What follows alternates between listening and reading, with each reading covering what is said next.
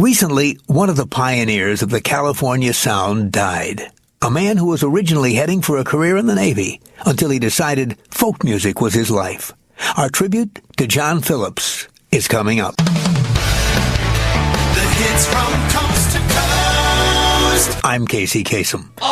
Now, the other day, one of the pioneers of the California sound died. A man who was originally heading for a career in the Navy until he decided folk music was his life. John Phillips was the son of a career Marine. He was born on the Marine base at Parris Island, South Carolina. And as a teenager, he was a cadet at the U.S. Naval Academy at Annapolis. But it was the late 50s, and the times they were a-changin'. Instead of marching to military drums, John followed a different beat. He left the Naval Academy to move to New York, where he formed a folk group called the Journeymen. In 1962, he married a pretty young model named Michelle Gilliam. And together with singer Denny Doherty, they formed the New Journeymen. Eventually they moved to California, added Mama Cass Elliot, and became a foursome. That's when the Mamas and the Papas were born.